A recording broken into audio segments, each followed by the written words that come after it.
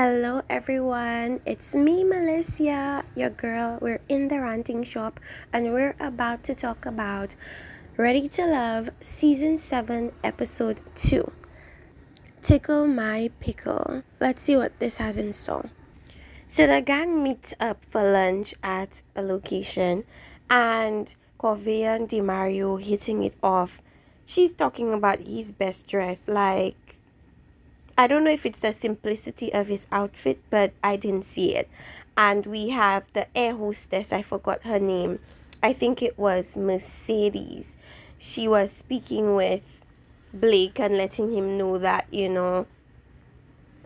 she doesn't believe what the other women believe about him and so on. And then eventually, Marcia was speaking about she not liking animals and stuff like that. And Marcia is a very Jamaican name, so I wonder if she's Jamaican, like second generation Jamaican, but I don't know about that. So Tommy comes in to drop some news as he always does. Okay, pause you guys before I speak about Tommy. Did I just see that Andre had his mohawk in a top bun and he had that little piece of hair still hanging out? Like, that looked ridiculous. Like, is it just me or does that look super childish? I mean, you're not Clark Kent over here. What are you doing? So surprise, surprise, Tommy introduces 4 more singles, 2 women and 2 men. And as far as the women are concerned, they really live up to DiMario's attraction to women. They live up to what he finds attractive about women. Curvy, long, long hair, bodies for days. So Curveya is gonna have some competition considering she's just this like petite woman. So we're gonna see if the chemistry that DiMario has with Corvea is going to see him through, because men tend to go with what they see versus what they like have more connection with. So we'll see how that goes. The men, one looked way older than the other one. The older looking one looked like he was more established, like he owns a yacht or something. That's the impression that I got from just the way he dressed and presented himself. I don't know, but we'll see how much that that changes things up. Furthermore, we have Zulika, who is a bit threatened because she was almost sent home because she's a bit, I wouldn't say she's closed off, but for some reason the men are not, getting into her. It could be because she's too open and willing to accept. I don't know what it is, but we'll get into what the situation is later on. Jonique is gonna be creating a splash because she doesn't give me the vibe that if anybody does her wrong that she'll be quiet and just walk away from it. Like, if anybody messes up with her, everybody else is gonna know. Now, Mac Anthony, that is a variation name. uh he says he did grow up in Haiti. He is hitting it off with Corvea. We'll see how that goes. They're already doing the glass exchange thing. That's cute. He says he's ready to, be serious. So we'll see. So Mr. Mark Anthony is getting gold digger vibes from Corvea. But there's something that I keep hearing like women say often, which is men are afraid of women being gold diggers for things that they don't even have. And I think what it is men fear that you're not going to be adequate for a woman. So instead of sticking around and finding out how inadequate they are, they run off, because they're scared. And they just, the excuse is always, oh, she's a gold digger. Oh, I think I didn't get good vibes from her. When really it's just that you didn't stack up to her expectations. You didn't stack up to what she wanted and needed at that time, which is okay. But, men are very prideful. So I don't think that's going to go anywhere with Corvea and Mark Anthony. All right, here we go with that woman that almost gets eliminated and it becomes her entire existence afterwards. I feel like they're setting up Zulika to be eliminated next. And they're using the fact that, oh, she's stuck on almost being eliminated as the reason, as they've done in previous episodes. I feel that any woman put in that situation would reasonably question why they were put in that situation. But I feel like them questioning why is not necessarily doesn't necessarily mean they're stuck up on the situation. I just think they want to know what to do differently. But sometimes I think what it is just it's not even that you could do anything differently. It's just that your vibe just doesn't fit with these group of people, and it's okay. I mean, if you decide, okay, what's wrong, and people tell you what their issues were with you or what you should do more of, I feel like what it does is it makes you change your authenticity to fit what people want from you. And I think that's dangerous because you're not giving them yourselves. You're giving them what they want from you, which may not necessarily be who you are. So I think it's like a double-edged sword to inquire too much about why you were on the chopping block. Sometimes it's just that your vibe didn't match what they wanted, or they saw things progressing more with other people. This is so funny. So Andrew and Jeffrey are speaking, and he's basically making it known to her that, his focus is only on her when he's talking with her and so on. Because I feel like she's starting to become a bit insecure, because Andre is just like a charismatic social butterfly. So he is gonna get in dance and get to know people, which is what he's supposed to do. And he's telling her these things, and then a second later, this newbie pops up. I forgot who her name is, and sits right next to him, and she's like, "Oh, I hope I'm not intruding." And his response is, "Oh, you're absolutely not." And that just speaks to Andre always being on. And it speaks to the fact that at this phase, he's not really locked into anybody, which he shouldn't be. And he's ready to just explore his options as much as possible. Which I don't know if it made his statement to Jeffrey contradictory, but the manner in which he switched up so quickly and easily when another woman stepped in makes him look a little bit hypocritical in a bit of a sense. Um, but let's see what that conversation is going to be about. Is it just me, or why is Jeffrey calling the women thirsty? I mean, this is a dating show, and they're supposed to get to know these men, just like you are supposed to get to know other men too. Like, you can't be stuck on Andre so soon. Like, it's way too soon for all that. Chill. You are acting thirsty, you know. But is it just me, or am I not getting good vibes from Andre? And when I say I'm not getting good vibes from him, it's like I'm not getting genuine vibes from him that he is serious about finding this one person. And the reason why I say that is because he's too quick to throw chats. Like, he's speaking too sweet to people too soon. Like, all these compliments, these sweet talks. I just feel like it makes him come across as not genuine and not intentional about what and who he wants. You guys, this is the most Caribbean ready to love that I've ever experienced in my life. We have Haitians, we have Jamaicans, we have an Andre. I'm not quite sure where he is from, but I know he's from a Caribbean island. That accent is very Caribbean. We have Fabrice. We have Cynthia. Cynthia is Haitian. Mark Anthony is Haitian. So Fabrice is from Haiti, and it makes sense because he has a very strong and thick French accent. So this is different. So Tommy had a situation so that all the men could meet the two new women. I think that's great because as opposed to just one person getting to know the new singles, all of them can get to know them at around the same time. I think that makes more sense, and it's fairer for the newbies because then they could get to gauge and see who they're feeling and who they're not feeling, as opposed to getting on 1 or 2 dates and not really knowing the rest, because they came in early. Cynthia is more my speed. That's my type of woman. Like, she's classy, she's beautiful. The hair isn't too much, it just complements everything. Like, I just feel like Cynthia is more well put together, and she's more of a person that would be my friend as opposed to Jonique. She's just loud, and she actually reminds me of Shakana from Love and Hip Hop and various other reality shows. It's a bit much for me personally. I wonder why Cynthia was rubbing Andre the wrong way.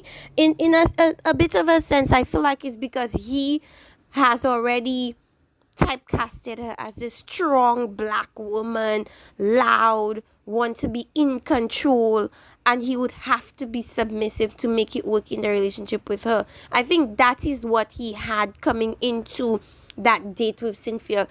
And we could also speak about the fact that she's darker skinned than men. Black men like to make this argument that darker skinned women are more masculine.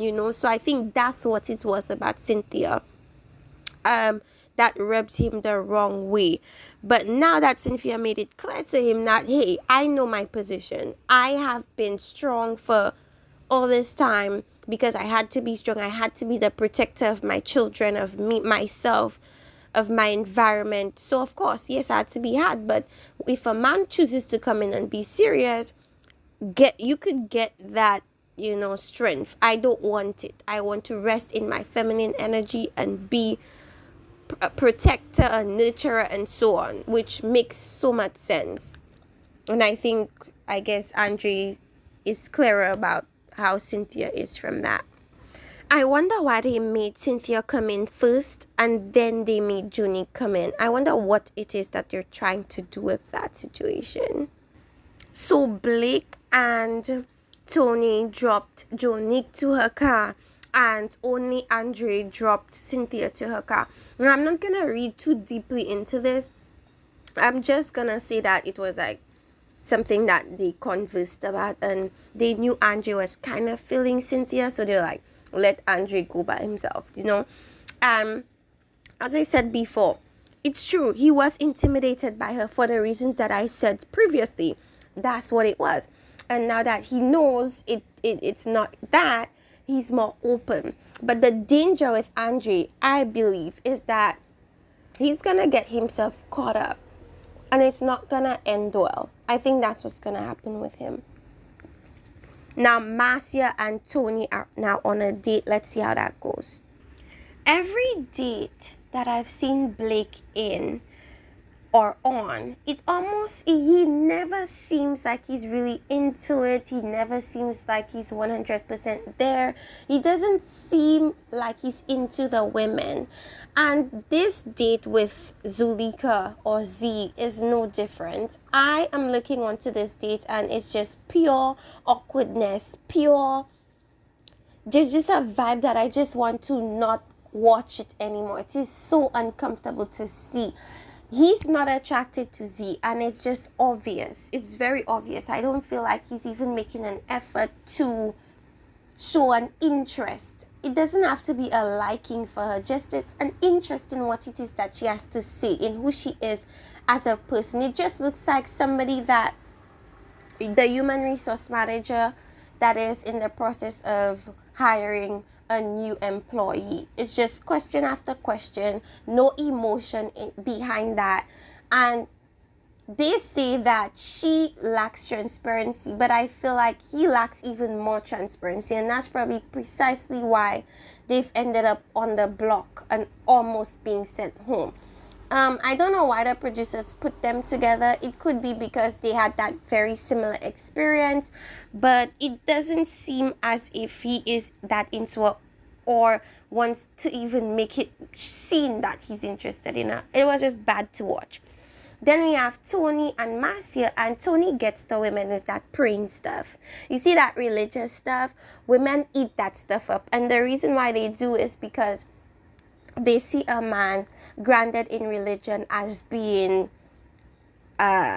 disciplined, and intentional about something to do with themselves, whether it be being a better person, getting to know God more, emulating God's and or Jesus's ways. They see that as stability. That's why women eat that stuff up, and they use it as such a big green flag. But yeah, Tony got another woman again with that pray together thing. Any woman would like that. Any religious woman would like that. And as Marcia has said, she was not the best child growing up. She had her issues. She was very a troubled child, and her mom didn't know how to control her. So, you know, she got poured into.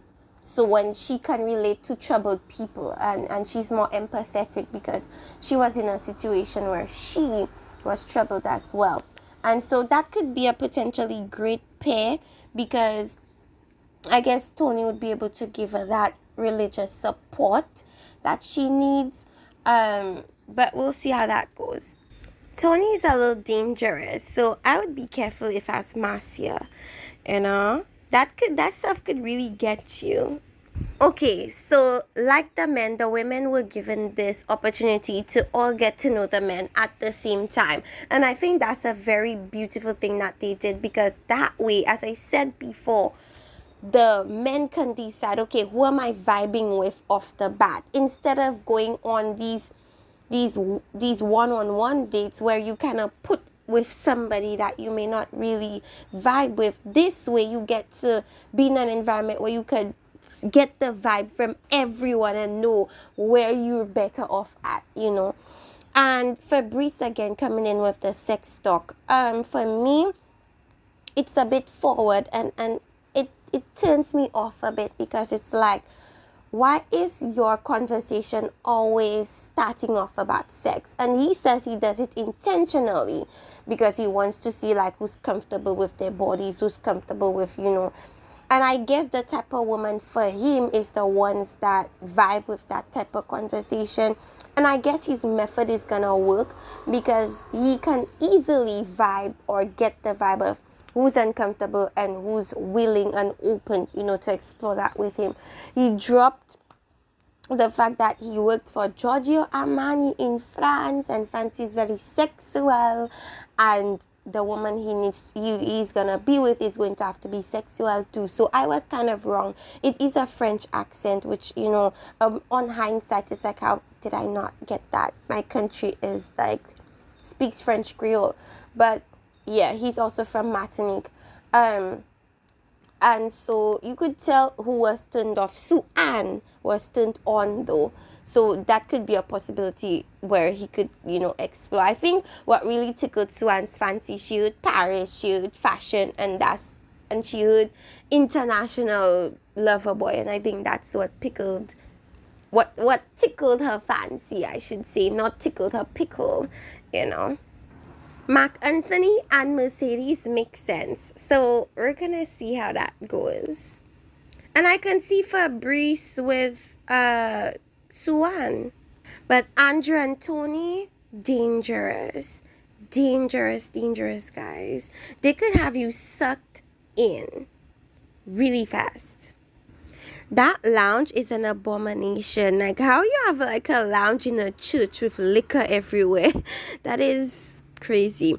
But it's very clear that the men are not feeling Corvea and Zulika. And the reasons are because Corvea seems way too judgmental and dismissive.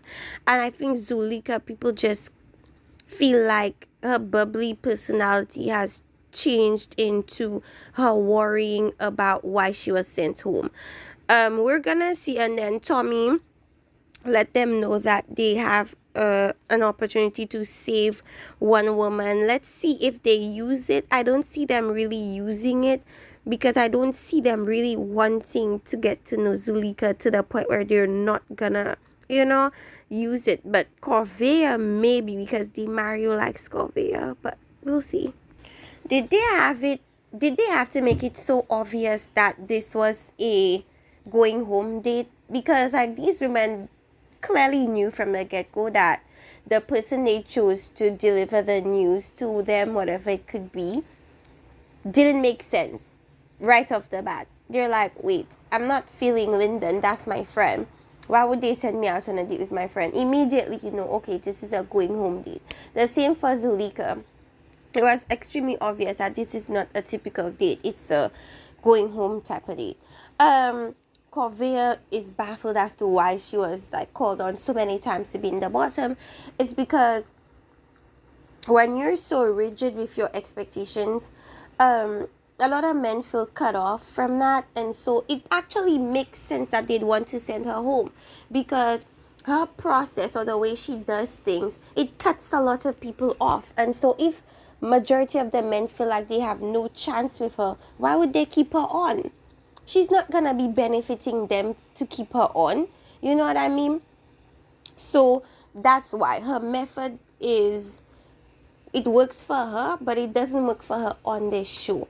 Now, as far as Z is concerned, a lot of guys got homegirl from her, so I'm leaning on her being sent home instead. So I was correct. Zulika got sent home. I just feel like her match just wasn't there. It's that simple at the end of the day. It's just that simple sometimes. Now let's get into what's gonna be there, or what should we expect from the next episode.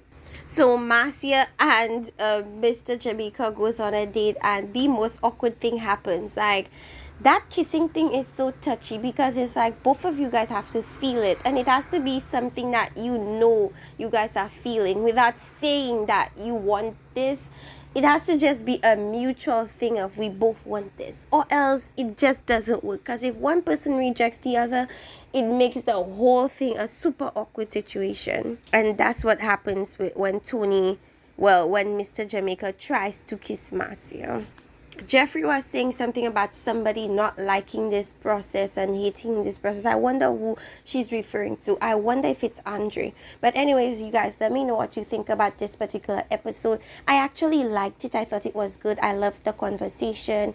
I'm not really feeling Blake. I feel like he's not really into it. I'm liking Tony. This is the first Ready to Love where I actually can see myself liking. Well, that's a lie, because I only really like Tony. I like his vibe. I like his little swag. I like the way he walks and stuff. He has the confidence about him. He knows what's up, but he's also like scary, because you don't know, like, you know, who he's gonna choose in the end, or who he's really like, you know, gonna pick, whatever. But let me know in the comment section. I'm happy to be back, and see you guys next time. Bye bye.